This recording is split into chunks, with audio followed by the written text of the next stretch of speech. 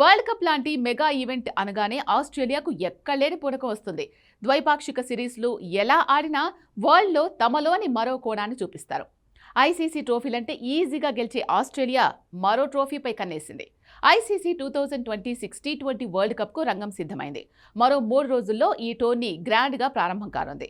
భారత్, శ్రీలంకలు సంయుక్తంగా ఆతిథ్యమిస్తున్న ఈ mega tourney 2026 ఫిబ్రవరి 7 నుంచి మార్చి 8 వరకు ఈ టోర్నమెంట్ జరగనుంది. ఈ టోర్నీలో ఆతిథ్య జట్టు ఇండియాతో పాటు ఆస్ట్రేలియా కూడా టైటిల్ ఫేవరెట్గా బరిలోకి దిగుతుంది. స్కెడ్యూల్ ప్రకారం ఆస్ట్రేలియా తమ గ్రూప్ మ్యాచ్లన్నింటినీ శ్రీలంకలో ఆడాల్సిందే. దీంతో ఇప్పటికే ఆసీస్ జట్టు కొలంబోకు చేరుకుంది. ఫిబ్రవరి 11న ఐర్లాండ్తో వరల్డ్ కప్ పోరును ఆస్ట్రేలియా స్టార్ట్ చేయనుంది. ఫిబ్రవరి 13న జింబాబ్వే, ఫిబ్రవరి 16న శ్రీలంక, ఫిబ్రవరి 20న ఒమన్తో తలపడనుంది. ఇక్కడ ఒక విషయం గమనిస్తే ఆస్ట్రేలియా ఉన్న గ్రూప్ బిలో అన్ని చిన్న జట్లే ఉన్నాయి. ప్రతి గ్రూప్లో 2 పెద్ద జట్లు ఉన్నప్పటికీ గ్రూప్ బిలో మాత్రం ఆస్ట్రేలియాకు తిరుగు లేకుండా పోయింది. జింబాబ్వే, ఒమన్, ఐర్లాండ్ జట్లు ఆసీస్కు కనీస పోటీ ఇచ్చే దశలో లేవు.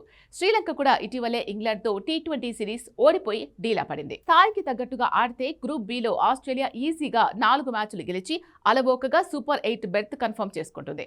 అసలే ఐసీసీ టోర్నీలంటే చెలరేగి ఆడే ఆస్ట్రేలియాకు తమ గ్రూప్లో చిన్న జట్లు వేయడం ఆశ్చర్యానికి గురిచేస్తోంది.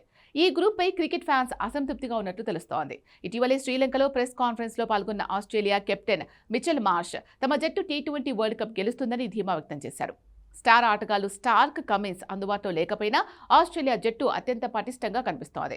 ఫిబ్రవరి 7 నుంచి ప్రారంభం కానున్న టీ20 వరల్డ్ కప్ కోసం ఆసీస్ ఇప్పటికే తమ తాత్కాలిక జట్టును ప్రకటించగా ఇప్పుడు కొన్ని మార్పులు చేసింది.